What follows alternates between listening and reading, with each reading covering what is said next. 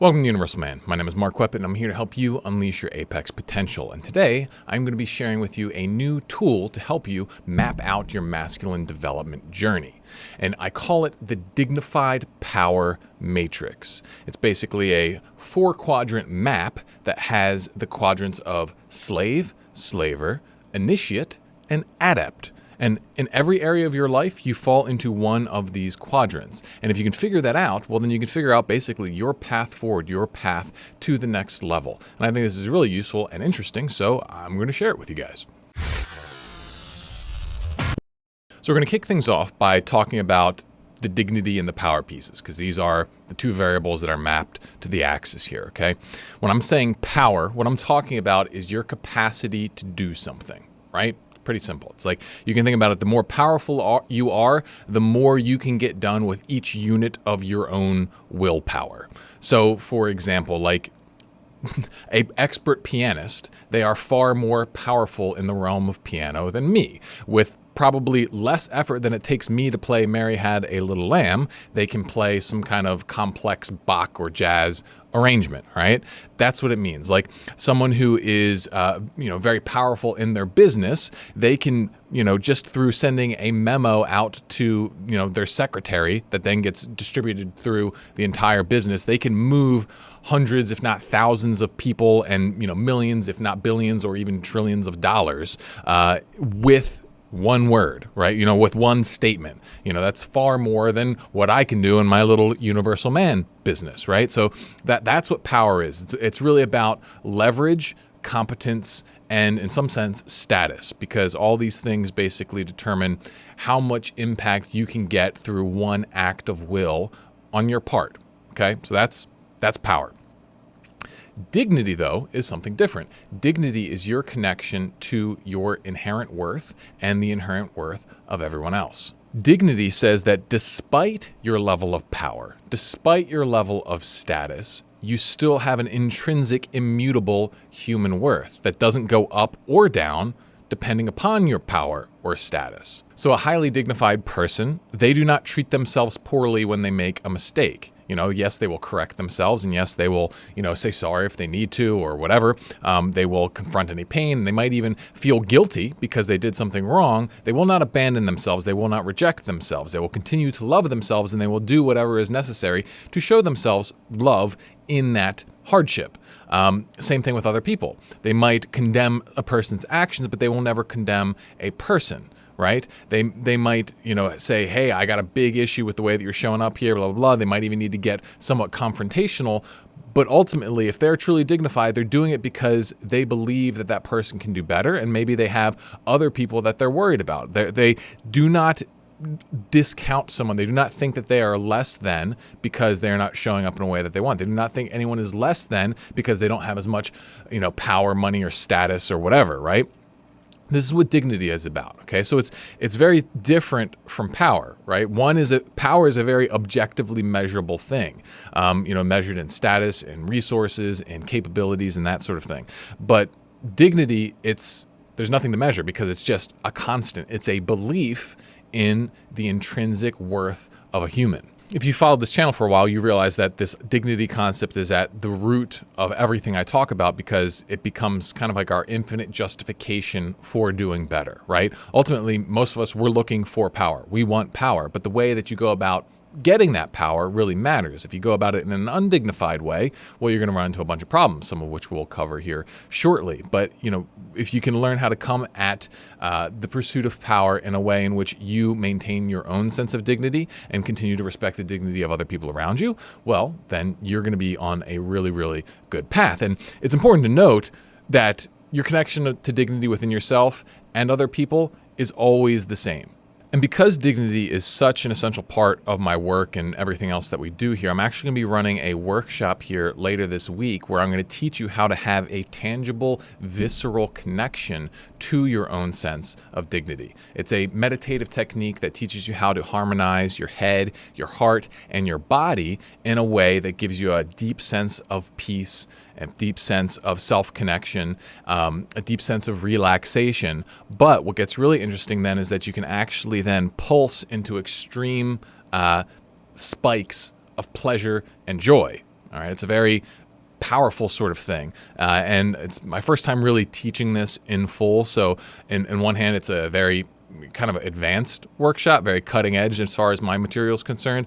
But it will also be, I'm hoping, a very foundational part moving forward, because it is so fundamental for you to have this sense of security that you can create this goodness, this sense of connection, and this really a sense of pleasure inside of yourself without having to go outside of yourself. So if you want to learn how to do that, well then make sure you're a part of the Vanguard Elite, which you can get to by signing up at the link below. All right, so let's start looking at how dignity and power come together. If we put them on an X and Y axis, where you put dignity on the Y axis, power on the X axis, what we get then is kind of like 4 quadrants where we can divide up the different levels of dignity and power. All right, so at the low dignity, low power level, we've got slave.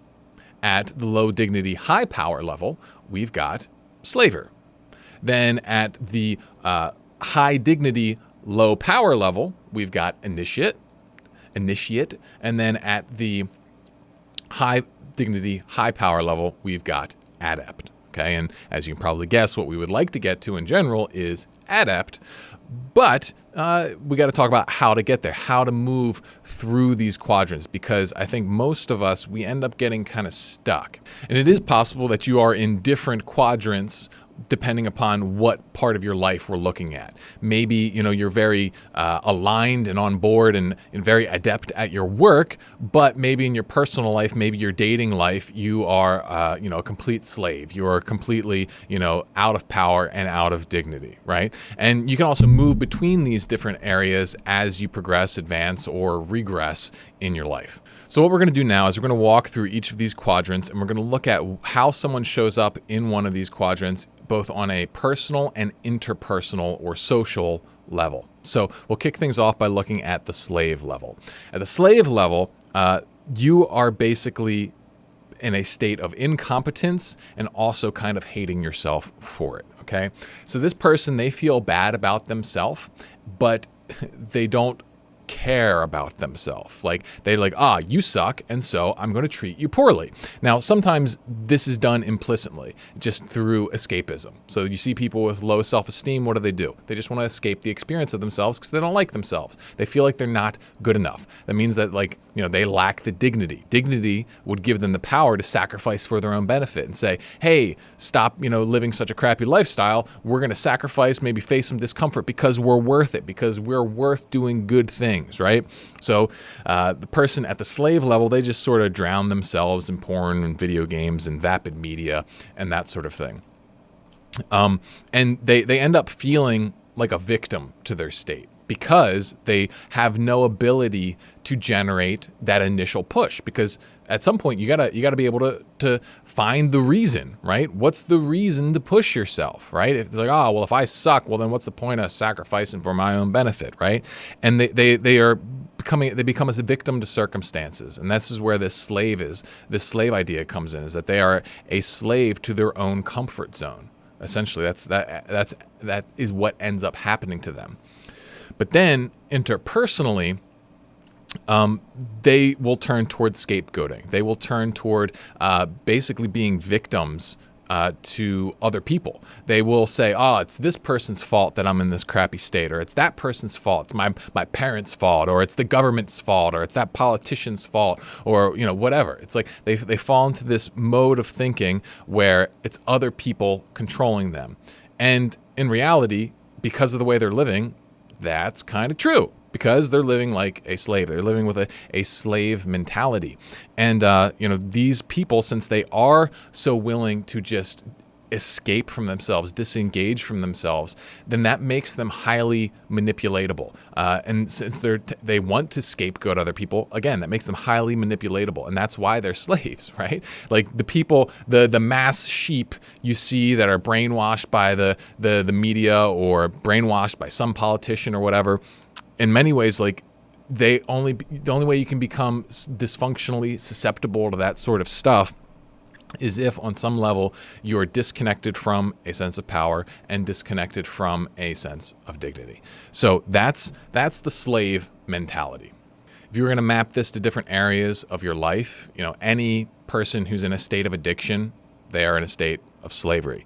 Any person who is in a state of, complete apathy, where they're unable to get themselves to do anything useful, that's a state of slavery. Anyone who's just, violently vindictive and doesn't do anything other than just lash out, but doesn't even do it productively. They don't even get anything out of it. They're just kind of, a dick. That person also, I would argue, is in kind of the slave area. And so, ask yourself, do you show up like this in any area of your life? Are you addicted to anything? Are you hooked on anything? Are you feeling completely impotent and lacking power in any area of your life? If you do, well, then it's because you have a low sense of dignity and, low access to power. So now we're going to move to the next quadrant, and we're going to go to slaver, okay? Slaver is someone who has a low sense of dignity, but they've managed to acquire some power. And for those of you who have watched my Enter the Omni game series, this is the Sith Lord, okay? This is the person that's learned how to generate power through essentially hatred, or you could think of it as conditional love, where they say, you're only good if you do this good thing. You're only good if you earn the points. You lack goodness in and of yourself. You are just an empty vessel. And the only way that you can get good and not suck is if you go and do this stuff, right? So basically this person thinks that their worth and their status are the exact same thing, okay? And when someone lives like this, they can generate power, but it's the power of a slaver toward themselves. It's like they motivate themselves with the stick, with the whip. They say, hey, you better go work out or else you suck, you fat piece of shit. That's how, sometimes people aren't as overtly mean as that in their brain, but they're still using that energy. They're still using a high pressure, come on, man, you got to do it. If you don't do it, you're not going to be looking good enough. Blah, blah, blah, blah. And it's that sort of high stress energy is the slaver energy, the vacuous energy that I call it. And so some people get relatively competent this way. Some people get extremely competent this way. But the cost to them personally is that it sucks to do that, at least when it's hard, right? The flip side is that when the slaver gets into a position of power, they think they're hot shit. They get an inflated ego, which causes all other kinds of problems. But, the issue is that you're never going to be on top always. At least most of us aren't. And, even if you are, you're going to get desensitized to being on top, and then you're going to want more. You're going to need another hit in order to earn your status points and think you're good enough. Otherwise, you're going to just, have to be dealing with the fact that you don't actually love yourself. You don't actually care about yourself. You don't think you have any intrinsic worth, and, you're going to be unhappy, right? So that's kind of how things suck for them on the personal level, but socially, they still fit the name. This is the kind of person that, since they don't believe in dignity for themselves, they also don't believe it for other people. And so people are just objects for them. If the person has status that person likes, well, then they like them. They think they're special. They're good. If that person doesn't, if they're poor, if they're, a nuisance or whatever, they just think they're garbage, right? They don't care, right? All of the worst people in the world are like this. They believe that people are only conditionally valuable and they can be disposed of or treated poorly or manipulated or abused or whatever if it serves their interests. The slaver has no interest in creating a win-win interpersonally. If they have to do that in order to get what they want, they will feign it. They will try and figure out how to do it. But really what they want is I win, you lose. I go up, you go down. My status becomes more solidified, you become less, and then make me look even better through comparison. That's the way slavers tend to act. And so if we were going to start mapping this to individual things, this would be the person who is maybe highly disciplined, but they think that discipline makes them hot shit and better than other people, so they can judge other people. And maybe that also caused them an intense amount of stress. They feel like they have to constantly drive forward and be perfect, or else they suck. They deal with deep anxiety. People who operate in this level, they could be like that high-powered cutthroat lawyer who then has affairs and a drinking problem on the side, right? And so you got to be really careful because this stuff is brittle. Like if you built your business by taking advantage of other people, even if your business got big and successful, if you took advantage of the people you worked with, you didn't treat your employees well, all that kind of stuff, you are in an unstable position because no one's going to want to keep you there. You didn't get there by creating win-wins. You got there by making sure other people lost, right? And so those people who lost, very likely they're going to try and pull you down. They don't want you to stay in power, right? And so we see this with the dictators who rise to power by being, horrible and, killing off their rivals or doing stuff like that. What ends up happening to them? Eventually, they get pulled down. Eventually, they get attacked, right? You basically get what you put out in this world. And so if you put out conflict, you're going to get conflict back.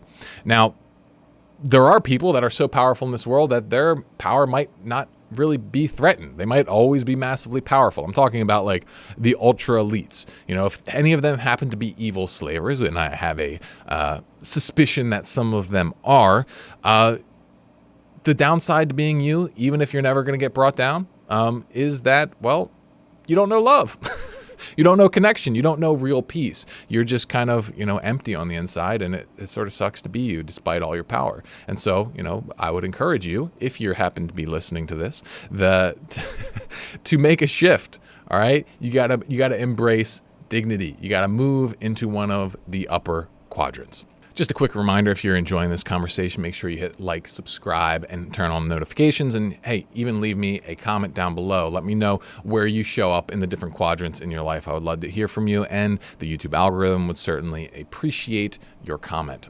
All right, so it's time to move on now to the upper quadrants. We're going to be talking about the dignified ones, and we're going to kick things off with the initiate. Okay, the initiate has low power, but high dignity, meaning that they have a sense of connection to their own worth and the worth of other people, but they may not be lacking a strong amount of competence or a strong amount of power so that they can properly reflect that dignity, right? And so this is in the Omni game lexicon, this would be the radiant, the beginning of the radiant levels, all right? So we were talking before about how someone can drive themselves from a vacuous mentality, from this like low dignity perspective, like, oh, you better do this thing or else you suck. Once you start becoming dignified, it's like, hey, since you're good, let's try and reflect that goodness in this specific thing. So it's like, hey, since I care about you, or I care about me, since I care about me, I want my goodness that I care about to be reflected in my physical health and body. And that's why I'm going to work out. It's a reflection. It's radiant. It starts from the core. You believe in your intrinsic goodness and worth, and then you want to reflect it out, right? But in the initiation quadrant, you haven't quite perfected that yet. Maybe you're still getting a handle on it. So this is the person who's like starting to try and maybe build a fitness habit. This is the guy who is starting to quit porn, but hasn't quite internalized it yet. He hasn't quite developed the competence in it yet. Maybe he's trying to build a business, but it's still pretty rocky. He hasn't quite figured out, how to set everything up. He hasn't become established and that sort of thing. He doesn't have the power yet, right? The beauty of this stage, though, is that as long as you stay present in it, as long as you stay dignified and applying energy to yourself in this, you will always move up to adepthood. Because if you're treating yourself with dignity and you are working, well, then that means that you're going to be engaging in a process of self-reflection, iteration, and improvement. It also means that you're going to be staying present and showing up as a leader to yourself when you encounter setback or hardship or failure. And so just the natural byproduct of staying present in a dignified way with yourself, it means that you will be leveling up, you will be making changes, you will be transforming, you will be moving to, you will be essentially increasing your power. And as that power increases, you move out of initiate into adept. So in a macro sense, the initiate, when they interact with other people, is that they recognize everybody has inherent worth, the same inherent worth, and they know that intellectually. But they might struggle to properly express that at different points. So this is maybe the person who recognizes that, maybe they're a staunch conservative, and they recognize that the people on the left are just as dignified as them, but maybe they have trouble expressing it sometimes. Maybe they just go a little bit tribal sometimes, and they, really want to bash them or, put them down, and they treat them in undignified ways because they haven't fully internalized that yet. Or maybe it's the person who, they are a athlete, and they know that they're just playing a game and they want to be competitive with the other person, but sometimes they get a little too heated. Maybe they're more focused on making sure that guy loses and he wins, which is not the same thing, right? You want to be, that's not the most dignified state, right? Like if you're in business, for example, you don't want to just make your competitors lose. Like ideally, you would try to find a way for everybody to win, right? That like the initiate realizes that the win-win and that everybody can have a place, everybody can do good things, and like seeing the good in others while discarding the bad. Like the initiate recognizes that that's the right path.